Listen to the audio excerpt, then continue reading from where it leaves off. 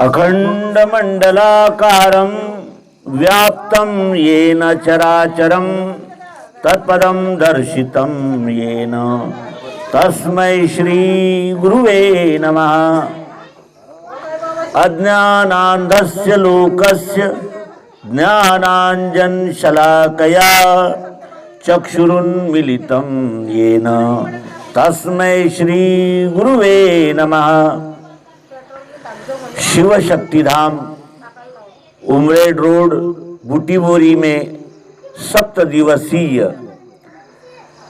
श्री शिव महापुराण के निरूपण कार्यक्रम में हम सब उपस्थित हैं और शिव महापुराण ये व्यास जी ने संकलित किया हुआ इतिहास हम सब जान रहे हैं, समझ रहे हैं और जिस दृष्टि से इस पुराण की रचना की गई है उस दृष्टि की थाह पा रहे हैं।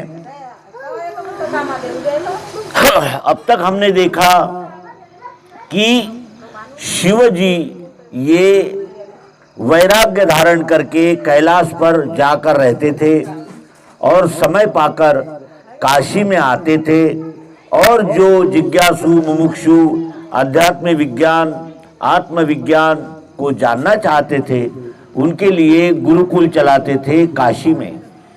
और जब काशी का काम समाप्त हो जाता था तो वो कैलाश पर चले जाते थे। इस प्रकार उनकी दिनचर्या थी। वे वैराग्य की संपूर्ण वैराग्य की मूर्ति थी। वे चिता का भस्म लेपन करते थे, वे गले में सर्प पहनते थे, अर्धनग्न अवस्था में रहते थे और सतत ध्यान मग्न रहते थे। इस प्रकार की उनकी व्यक्ति रेखा थी। लेकिन एक राक्षस ने ऐसा वर पाया कि उस वर के कारण शिव जी को विवाह करना पड़ा। उस राक्षस ने वर मांगा था कि मेरी मृत्यु शिव के हाथों ही होनी चाहिए और उसे प्रत्यक्ष शिव न मारे तो शिव का पुत्र मारे। शिव के पुत्र से ही मुझे मृत्यु प्राप्त हो, ऐसा वर एक राक्षस ने मांगा। और ये बात देवताओं को पता थी। जब उस राक्षस का उत्पात खूब बढ़ गया, बहुत डरने लगे लोग, तो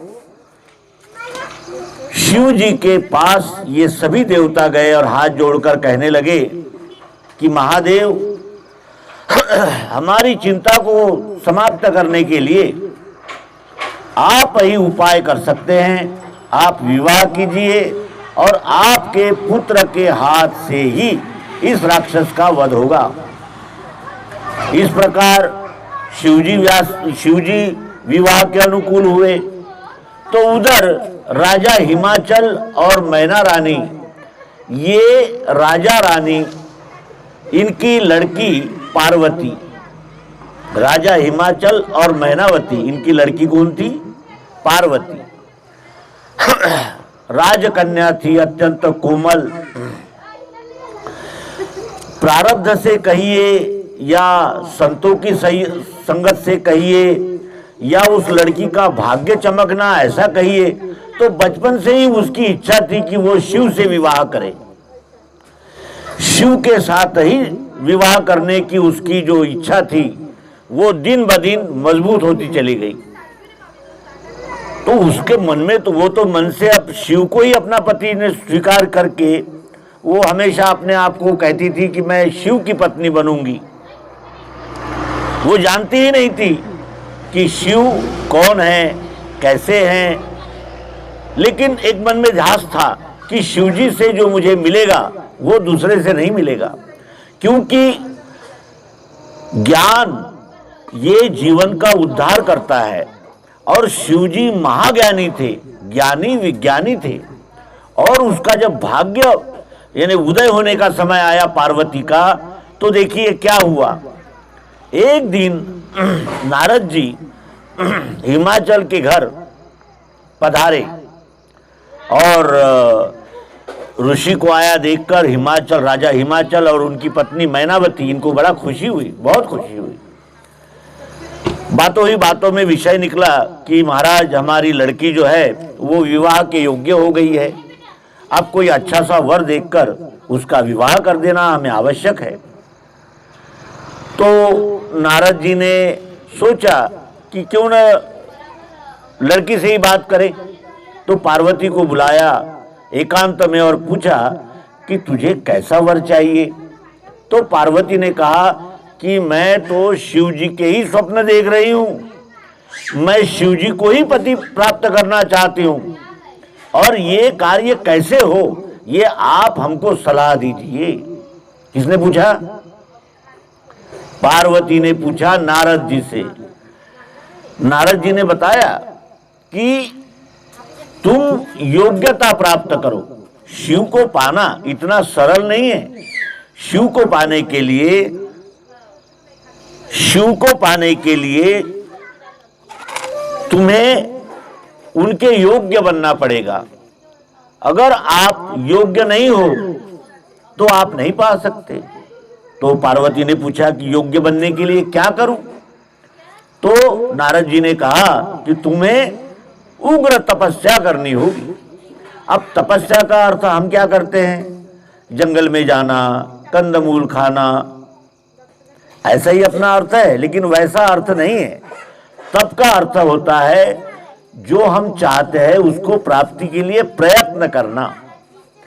अब शिव जी को प्राप्त करना है तो शिव जी कैसे है कि कर्पूर गौरम करुणावतारम संसार असारम भुजगेंद्रहारम, इस प्रकार का उनका व्यक्तित्व है। और उस व्यक्तित्व के साथ यदि हमको जुड़ना है तो हमें उतना योग्यता प्राप्त करनी होगी, उनके योग्य बनाना होगा।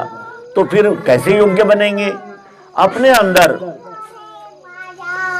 अपने अंदर जो काम, क्रोध, लोभ, मोह, ये जो विकार है, और ये विकार ही हमें और हमारे और ईश्वर के बीच में बाधा है।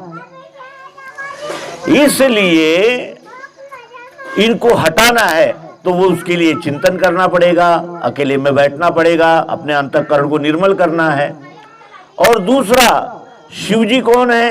तो साक्षात सद्गुरु है, वो अध्यात्म ज्ञान विज्ञान के ज्ञाता है। अध्यात्म ज्ञान विज्ञान लेने के लिए लोग काशी में आते थे और शिव जी से ज्ञान विज्ञान प्राप्त करते थे। इस महान व्यक्ति को पति के रूप में पाने के लिए पार्वती ने उग्र तप किया और अंततः ये विवाह हुआ।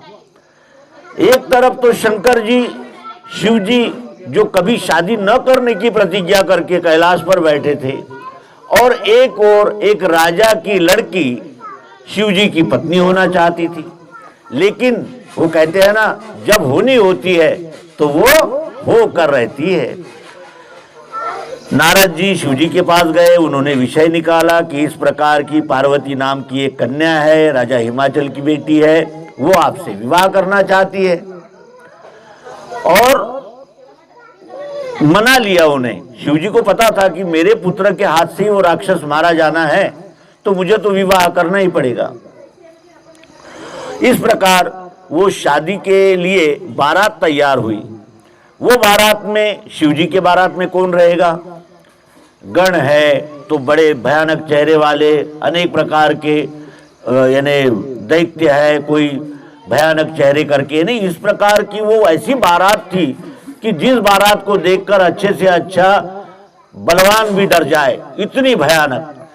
और उनके शादी के लिए कौन कौन आया था? ब्रह्मा, विष्णु और ये अनेक राजा महाराजा, वो अच्छे अच्छे कपड़ों में आए। और जब निकलने का समय हुआ तो भोले बाबा ने सर्प गले में लपेट लिया और नंदी पर सवार हो गए और वो बारात जा रही है। जब वो मैना रानी के लगन मंडप में, यानी मैना रानी के यहाँ जो लग्न मंडप था उसमें धीरे धीरे करके बाराती आ रहे हैं। तो वो बारातियों को देखकर मैना बड़ी खुश हो रही है कि इतने महान लोग आए हैं, ब्रह्मा विष्णु और अपने अपने साजो सामान के साथ, तो मेरे दामाद कितने सुंदर होंगे। जब उनके मेहमान इतने सुंदर है तो मेरी बेटी का जो वर है, जो दूल्हा है, वो कितना सुंदर होगा। ऐसा कह के, ऐसा सोच के वो लोगों से पूछने लगी कि भाई मेरे दामाद कहाँ हैं इन लोगों में, मैं दामाद को देखना चाहती हूँ। नारद जी ने कहा कि वो देखो चले आ रहे हैं तुम्हारे दामाद। तो दामाद आए तो शंख बजाते हुए, डमरू बजाते हुए, हाथ में त्रिशूल है, गले में सर्पों की माला है। इस प्रकार का वो उग्र रूप देखकर वो तो मैना सीने पे हाथ रख के नीचे ही बैठ गई कि ये किससे ब्याह हो रहा है मेरी बेटी का। ऐसे जोगी जोगड़े और सांप को गले में डालने वालों से मेरी बेटी की शादी होगी। तो सारे देवताओं को बुरा भला कहने लगी, ब्रह्मा को, विष्णु को, नारद, और नारद को तो यहां तक कहा कि तुमने ही मेरी बेटी को बिगाड़ दिया, शिव को पाने का सपना तुमने ही मेरी बेटी को यानी उकसाया, मेरी बेटी को तुमने उकसाया है नारद। मेरी बेटी को ऐसे जोगड़े के पल्ले बांधना चाहते हो तुम। ये कितना बड़ा पाप किया तुमने, ये किससे बांध दिया। और साफ कह दिया उसने कि मैं इस वर के साथ अपनी बेटी की शादी नहीं करूंगी। उसका पति हिमाचल आया और कहा कि तू इतनी सियानी है, इतनी होशियार है, और ये ऐसा सब लोगों के सामने और अपने घर में, अपने घर के शुभ कार्य में ये क्या बोल रही है तू। और ये ऐसे जो हमारे यहाँ मेहमान आए हैं इनको तू ऐसी क्या क्या गालियां बक रही है, क्या बोल रही है, इतनी सियानी होकर ऐसा क्यों करती है मैना। तो मैना ने कहा कि आप तो बिल्कुल बोलिए ही नहीं, मैंने उसे 9 महीने अपने पेट में रखा और मैं जानती हूं मेरी बेटी को मैं ऐसे लोगों के साथ नहीं भेजूंगी। तब विष्णु जी ने उन्हें समझाया कि तुमने शिव को इस रूप में देखा है, ये तो रूप उनका जो दैनंदिन है वो है, उनका असली रूप तुमने नहीं देखा। तो मैना ने कहा कि असली रूप क्या होता है, ये तो खुद ही दिख रहा है क्या हो रहा है और कैसे हमारे दामाद है बैल पे सवार हो, लोग घोड़े पर सवार होकर आ रहे, रथ में आ रहे, ये बैल पे सवार होकर आ रहे। लोगों ने हीरे जवाहरात पहने हैं, मुकुट पहने हैं, शान एक से एक कपड़े पहने हैं, ये तो आधे नंगे हैं, इन्होंने तो कमर को और वो भी शेर का चमड़ा बांध दिया है। शेर का चमड़ा लपेट के नंदी पे बैठ के आ रहे हैं ऐसे दूल्हे, और आप कह रहे हो आप जानते नहीं हो। तब विष्णु ने वहां उसे बोध दिया कि वो तो सर्वम खलविदम ब्रह्म का बोध देने वाले महान सद्गुरु है, और ये जो रूप देख रहे हैं ये तो धरा हुआ है, वास्तविक वो ऐसे नहीं है। वो तो यानी तीनों काल के ज्ञाता है, और यानी उसे ये कहा जाएगा कि ये आत्मयोग के प्रस्थापित करने वाले हैं, महान हैं। वो बात उसके समझ में आ गई और उसने नमस्कार किया शिव जी को कि मुझसे बड़ा गुनाह हो गया, मैं आपको पता नहीं क्या क्या समझ रही थी। और इस प्रकार वो विवाह हुआ। विवाह होने के बाद कन्यादान की परंपरा है, कन्यादान किया जाता है। तो वो पंडित जो आया था, गर्ग नाम का वहां पंडित आया था शादी करने के लिए। तो उसने कहा कि भाई वधू को लाइए, वर को लाइए। और वो जब संकल्प पढ़ा जाता है, कन्यादान के समय ब्राह्मण संकल्प पढ़ता है, तो उसमें यानी जो लड़का होता है यानी वर जो होता है उसका कुल गोत्र, उसका वंश, इसका उल्लेख किया जाता है। तो ब्राह्मण ने पूछा कि भाई इनसे आप पूछिए आपके दामाद से, इनका कुल क्या है, गोत्र क्या है, वंश क्या है। तो शिव जी तो चुप हो गए, क्योंकि वो तो आदिनाथ गुरु सकळ सिद्धांता मच्छिंद्र तयाचा पट्ट शिष्य, वो आदिनाथ है। तब विष्णु ने कहा कि ब्राह्मण तुम नहीं जानते, ये इनके जन्म के बाद ये सब जाति कुल वंश ये सब इनके आने के बाद निर्माण हुआ है। ये तो यानी उस आत्म तत्व के प्रेरक है, ये आदि है, और ये जो है ये सबसे बड़े हैं, सबसे पहले हैं। इसलिए इनका गोत्र, इनको गोत्र नहीं, कुल नहीं, वंश नहीं, ये कुल गोत्र वंश से वर्जित ऐसे भोलेनाथ है। और फिर इस प्रकार वो ब्राह्मण भी समझ गया, उसको भी बोध हुआ और उसने यह हट त्याग दिया और वह कन्यादान हुआ। गिरिजा पार्वती भोलेनाथ के साथ कैलाश पर आई। कैलाश पर आने के बाद धीरे धीरे, क्योंकि ज्ञानी की संगत करोगे तो ज्ञान मिलता ही है, धीरे धीरे उसके समझ में ये बात आई कि मैं अपने पिता के यहाँ व्रत करती थी, उपवास करती थी, अनेक प्रकार की पूजा करती थी, क्या क्या करती थी। और ये भोलेनाथ जिन्होंने मुझे अध्यात्म का उपदेश किया है, ये क्या है? यानी आज तक मैं जिस अंधविश्वास अंधानुकरण में थी उससे मुझे निकाल दिया भोलेनाथ ने, क्योंकि उन्होंने उसे अध्यात्म विज्ञान का ज्ञान दिया, आत्मज्ञान, ब्रह्म ज्ञान दिया। उस ब्रह्म ज्ञान से वो तृप्त होकर अपने पति शंकर से कहने लगी कि मैं धन्य हो गई। मैं आज तक कल्पना का ईश्वर मानती थी, लेकिन आपने साक्षात मुझे इस विश्वरूप विराट का परिचय करा दिया, मुझे बोध दिया और मेरा जीवन सफल हो गया। किसने कहा? पार्वती ने कहा। अब पार्वती के साथ भगवान शिव का अनेक स्थान पर संवाद है। शिव जी ने पार्वती को उपदेश किया, श्री रामचंद्र ने हनुमान जी को उपदेश किया, श्री कृष्ण ने अर्जुन को उपदेश किया। तो शिव जी से प्रश्न उत्तर किसने किए? पार्वती ने किए हैं। वो इस दुनिया के शिष्यों की सबसे बड़ी शिष्य है वो, और उसके संवाद में ये आया है, अध्यात्म विज्ञान महाशिव पुराण में आया है। उसका हम इस यानी अंग में अभ्यास करेंगे। ये शिव महापुराण का 26वां अध्याय है, काल चक्र के निवारण का उपाय। काल क्या है?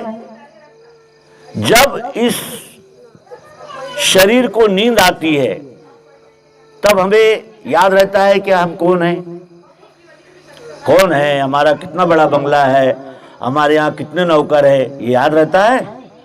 नहीं रहता, बेहोश रहते हैं। जिंदा तो है, जिंदा नहीं है? सोया हुआ व्यक्ति जिंदा है कि नहीं? जिंदा है लेकिन बेहोश है ना? उसी प्रकार ये जब शरीर का त्याग होता है तो ये शरीर तो विलीन हो जाता है, लेकिन इस शरीर में रहकर जो बोल रहा है वो कौन बोल रहा है? शरीर तो नहीं बोल रहा, क्योंकि यदि शरीर बोल रहा होता तो जब स्मशान के लिए उस प्रेत को निकालते हैं तो वो प्रेत बोलता क्यों नहीं? अब तक तो बहुत जोर जोर से बोल रहा था, मैं ऐसा हूं, मैं वैसा हूं, ये मेरा बंगला है, ये है, वो है। अब क्यों नहीं बोलता? इसका अर्थ यह है कि इस शरीर में कोई था जो बोल रहा था, और वो जो बोलने वाला है वो इस शरीर को छोड़कर निकल गया। इसी बात को भगवान श्री कृष्ण जी गीता में कहते हैं कि जिस तरह कपड़े मैले होने पर या कपड़े फट जाने पर हम कपड़े बदल देते हैं, उसी प्रकार इस शरीर को ये जीवात्मा त्याग देता है और फिर नए शरीर धारण करता है। जैसे हम पुराने कपड़े फेंक कर नए कपड़े धारण करते हैं, उसी प्रकार ये जीवात्मा हजारों लाखों शरीर धारण करता ही रहता है। ये शरीर धारण क्यों करता है? वासनाओं की वजह से। जब तक वासनाएं हैं तब तक हमें जन्म धारण करना ही पड़ेगा, क्योंकि मुझे यदि दाल भात खाना है तो मुझे मुंह भी चाहिए, हाथ भी चाहिए, शरीर भी चाहिए, पेट भी चाहिए, चाहिए कि नहीं? दाल भात खाने की इच्छा होते ही फिर हमें सब चाहिए। खाएंगे कैसे? हाथ से। कहाँ खाएंगे? मुंह में। मुंह का कहाँ जाएगा? पेट में। उसी प्रकार जब तक वासनाओं की निवृत्ति नहीं होती तब तक इस जीव को मुक्ति नहीं मिलती। तो एक दिन भोलेनाथ और उमा पार्वती दोनों बैठे हुए थे। उमा ने पूछा कि इस काल चक्र से निवारण का क्या उपाय है। काल किसे कहते हैं? शरीर के मैंने विनाश को, शरीर का जो परिवर्तन होता है उसे काल कहते हैं। तो कहती है वो कि काल निवारण कैसे होगा, आप मुझे उपाय बताइए। तब भगवान श्री महादेव उसको क्या उत्तर देते हैं? कहते हैं, हे देवी भगवती जी, मैं संसार के हित के लिए संक्षेप में इसका भी वर्णन करता हूं। तुम्हारे निमित्त से संसार के कल्याण की इच्छा रखकर ये सिद्धांत मैं तुम्हें बताता हूं। पार्वती क्या कहते हैं? पृथ्वी, जल, अग्नि, पवन, आकाश, ये 5 भूतों का जब संयोग होता है तब इस भौतिक शरीर की उत्पत्ति होती है। पृथ्वी, जल, अग्नि, वायु और आकाश, इन 5 महाभूतों का जब मेल होता है तो ये शरीर निर्माण होता है। पृथ्वी कहाँ है हमारे शरीर में? ये जो हड्डियां बनी हैं ये क्या है? ये पृथ्वी तत्व से प्राप्त हुई हड्डियां हैं। और ये जो नाक है ये कौन से तत्व से संबंधित है? पृथ्वी तत्व से। हमारे शरीर में पानी है, हमारे शरीर में पानी है कि नहीं है? ना, नाक से निकलता है पानी, पेशाब से निकलता है पानी, पसीने से निकलता है पानी, खून में है पानी। कहाँ नहीं है पानी? जल से हमें ये सब मिला है, पसीना और पेशाब, रक्त, ये सब किससे मिला है? जल से। जल, जल तत्व, पानी। उसके बाद हमारे पास आकाश, आकाश तत्व से हमें क्या मिला है? कान, ये आकाश तत्व की इंद्रिया है कान। जल की इंद्रिया कौन सी है? जीभ। जीभ हमेशा गीली रहती है। और आकाश तत्व से हमें क्या मिला है? कान। और आकाश तत्व से और क्या क्या मिला है? मन, बुद्धि, चित्त और अहंकार। ये किससे मिले हैं हमें? आकाश तत्व से। आकाश बोले तो वो ऊपर उंगली नहीं उठाना है, स्पेस, अवकाश। आकाश से हमारा अंतःकरण बना है, ठीक है। पृथ्वी, जल, आकाश। वायु, वायु से हमारा क्या बना है? हमारे पेट में जब वायु तैयार होता है तब हमारा पेट साफ होता है। मालूम है आपको? वायु उस मल को दबाता है नीचे। ये हमारी खून की जो ये नसें हैं ये गीली रहती है, वो एक दूसरे को क्यों नहीं चिपकती? आपण म्हणतो ना म्हणजे हे झाला, गुत्था झाला, ऐसा गुत्था क्यों नहीं होता? क्योंकि उसके बीच में से वायु चलती है।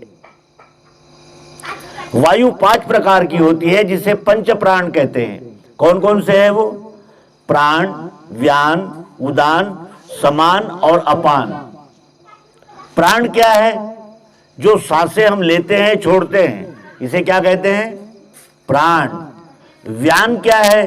जो हमारे इन नसों के यानी जो हमारी यानी खून भेजने वाली जो नलिकाएं हैं उनको चिपकने नहीं देता, उसे क्या कहते हैं? व्यान। समान किसे कहते हैं? ये जो खून सब तरफ से हृदय में आता है और हृदय से सब तरफ जाता है, ये कैसे जाता है? कौन लेके जाता है? समान नाम का वायु। उसके बाद उदान, जब हम खाना खाते हैं तो क्या होता है? मुंह से जो निकलती है डकार, ढेकर, कौन सा तत्व है वो? कौन सा वायु है वो? उदान। और जो पीछे से निकलता है ढर ढर ढराढर, वो क्या है? वो है अपान। इन 5 वायुओं का साक्षात हमारे शरीर में वास है कि नहीं? पृथ्वी, जल, अग्नि, वायु, आकाश। अग्नि कहाँ है हमारे शरीर में? तो आंखों में अग्नि है कि नहीं? अग्नि अगर नहीं होती तो हम उजाले में ही देख सकते, अंधेरे में देख सकते हैं क्या?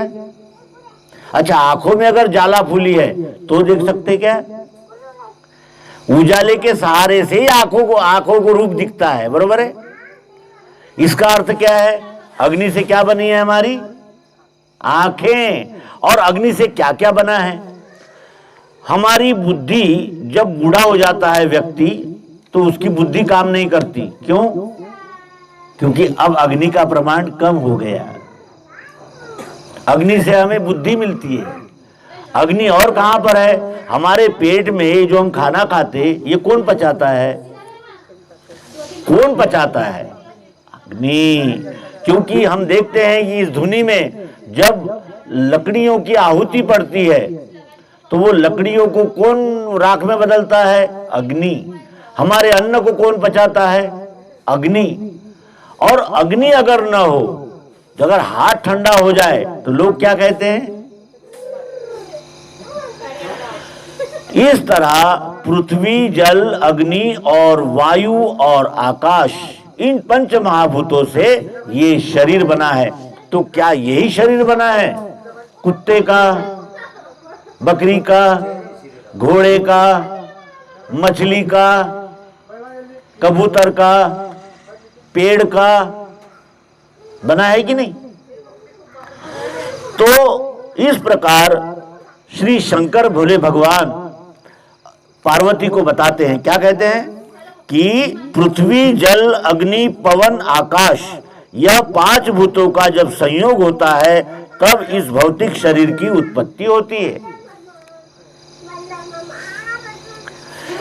अब ये सिद्धांत है। अब इस सिद्धांत से हम अपने आप को जोड़ते हैं कि जब ये पृथ्वी, जल, अग्नि, वायु, आकाश से ये शरीर बना है तो ये शरीर छोड़ते हुए हम रोए क्यों?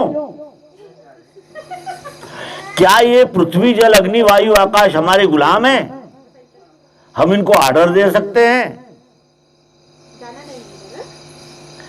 संयोग से बना है, वियोग से बिखर जाता है। पांचों तत्व जब इकट्ठा आए तब ये शरीर बना, और पांचों तत्व जब निकल जाते हैं तब विलीन हो जाता है। यानी बनना और परिवर्तन होना ये इस शरीर का धर्म है। और वही पार्वती को शिव जी समझा रहे हैं। कहते हैं कि ये पांच भूतों का जब संयोग होता है तब इस भौतिक शरीर की उत्पत्ति होती है। इसमें जो व्यापक आकाश है उसमें ही सब वस्तुएं लीन हो जाती है। आकाश जो है, यानी जो कुछ भी खेल हो रहा है वो कहाँ हो रहा है? अवकाश में ही हो रहा है ना। पृथ्वी कहाँ है? अवकाश में।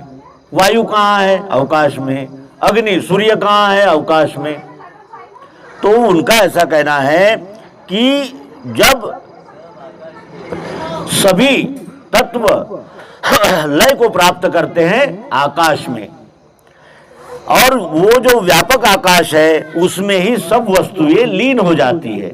जैसे हम जब प्राणोत्क्रमण होता है, जब हमारा शरीर छूटता है, तो ये ऐसा पकड़कर कोई बता नहीं सकता कि ये आत्मा है। बता सकता है? और कुत्ते का आत्मा और मनुष्य का आत्मा अलग अलग कर सकता है? बता सकता है? क्यों? क्योंकि वो तो निराकार है। तो इस प्रकार इस आकाश तत्व में इन पांचों जो महाभूत है, पृथ्वी, जल, अग्नि, वायु, आकाश, ये आकाश में विलीन हो जाते हैं, लय को प्राप्त करते हैं। क्योंकि यह सब आकाश से ही उत्पन्न होते हैं और आकाश के वियोग से विलीन होते हैं। यानी जैसे हमने गेहूं में दाल मिला दी, मिल गई, संयोग हो गया, और फिर हमने गेहूं अलग और दाल अलग कर दी तो वियोग हो गया। उसी प्रकार जब ये पृथ्वी, जल, अग्नि, वायु, आकाश इकट्ठा आ गए तो शरीर बन गया, और ये जब बिखर गए तो शरीर रूपांतरण हो गया। इस प्रकार होता है।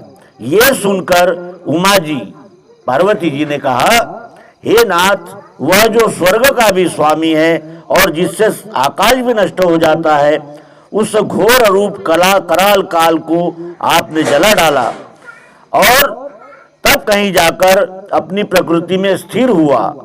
अब इस काल किस प्रकार मारा जा सकता है, ध्यान करने वाले योगी जन ही इसे मार सकते हैं। तब फिर पार्वती जी ने कहा कि हे स्वामी, इसके जीतने का कोई उपाय बताइए, इसको जीतने का कोई उपाय बताइए। जो काल चक्र है, मनुष्य किसी से नहीं डरता, लेकिन मनुष्य मृत्यु से डरता है।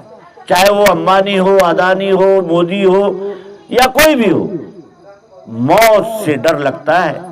तो वो काल का डर कैसे निकलेगा, ये प्रश्न पार्वती किससे पूछ रही है? भोलेनाथ से। और भोलेनाथ ने उत्तर दिया। ये सुनकर श्री महादेव जी बोले, हे सुंदरी सुनिए, ये तो तुम जानती हो कि यह 5 भौतिक शरीर पार्थिव है, यानी ये जो पंच महाभूत है ये कैसे है? पार्थिव है, जड़ है, उसमें कोई यानी स्वयं की कोई हलचल नहीं है। लेकिन जब ये सतोगुण, रजोगुण, तमोगुण, ये 3 गुण उसमें प्रवेश करते हैं, जैसे हम ही तो बच्चे थे ना कि नहीं थे, और हम ही जवान थे कि नहीं, और अब बूढ़े हैं, है कि नहीं? हम ही है ना, हम तो दूसरे नहीं है, वही है। ये रूपांतरण कैसे हुआ? आप ही आप हुआ। तो भगवान महादेव यहां कहते हैं कि ये 5 भौतिक शरीर कैसा है? पार्थिव है, और उन्हीं पंचभूतों से, भूतों में इसका लय होता है। जैसा हमारे अंदर पानी है, ये पानी यहां से निकला तो पानी में मिल गया, हवा यहां से निकली तो हवा में मिल गई, अग्नि यहां से निकली तो अग्नि में मिल गई, वायु में चला गया। इस प्रकार पंच महाभूतों से बनती है, ये बनते हैं शरीर, और पंच महाभूतों में ही विलीन होते हैं। इस प्रकार वो पार्वती जी को बता रहे हैं। फिर वो क्या कहते हैं, तो अब ये ध्यान, ये यहां महत्व का विषय आया है कि ये संसार बना कैसे, ये संसार बना कैसे? क्योंकि जब तक हम कैसे बना है ये नहीं जानते तो उसका डर कैसे निकलेगा? डर निकालने के लिए हमें पता होना ना कैसे क्या बना है करके। तो इसलिए भगवान शिव उसे उपदेश देते हैं कि आकाश से वायु उत्पन्न होती है, आकाश से वायु उत्पन्न होती है, और वायु से तेज यानी अग्नि उत्पन्न होती है, और तेज से जल यानी पानी निर्माण होता है, और जल से पृथ्वी निर्माण होती है। आकाश सबसे सूक्ष्म क्या है? आकाश है ना, आकाश सूक्ष्म है, और उससे सूक्ष्म क्या है? आकाश से जो ठोस है वो वायु है, और वायु से ठोस क्या है? अग्नि है, अग्नि से ठोस क्या है? जल है, और जल से ठोस क्या है? पृथ्वी है। तो इस प्रकार आकाश से वायु, वायु से अग्नि यानी तेज, तेज से जल यानी पानी, पानी से पृथ्वी पैदा होती है। और इस पृथ्वी के 5 और आकाश का 1 गुण है। गुण तो केवल शब्द, स्पर्श, रूप, रस, गंध, इस प्रकार से 5 है। जिस समय भूत अपने गुणों का त्याग करते हैं तो प्राणी की मृत्यु होती है। जिस समय अपने गुण ग्रहण करते हैं तभी प्राणों की उत्पत्ति होती है। और इस प्रकार श्री शिव महापुराण के इस 26वें अध्याय में अध्यात्म विज्ञान को भगवान श्री भोलेनाथ ने पार्वती को समझाया, और पार्वती ने शिव को पाने के लिए उग्र तप किया। और उस उग्र तप का अर्थ ही है कि हम अपने अंतःकरण को, मन, बुद्धि, चित्त और अहंकार और अपनी इंद्रियां, इनको एकाग्र करें, निर्मल करें, तभी हमें शिव जी के संपूर्ण स्वरूप का ज्ञान हो सकता है। यदि हम अपने मन में छल, कपट, बेईमानी, ईर्ष्या, मत्सर, क्रोध, आदि विकार को पाले रहेंगे तो हमें भगवान शिव का जैसे है वैसा दर्शन होने वाला नहीं है। और तपस्या पार्वती ने की तो हमें भी शिव को पाने के लिए तपस्या करनी होगी। और तपस्या का अर्थ है सतत सत्संगति में रहना, सत साहित्य का अभ्यास करना, और ये हमें सदैव प्रार्थना करते रहना कि हमें भी सद्गुरु के दर्शन हो और सद्गुरु के उपदेश से ही इस जीवन का कृतार्थता, इस जीवन का उद्धार हो सकता है। ये कहते हुए यहाँ इस अंक को विराम देते हैं। नर्मदे हर सद्गुरु भगवान की जय। हर भोला, हर हर महादेव।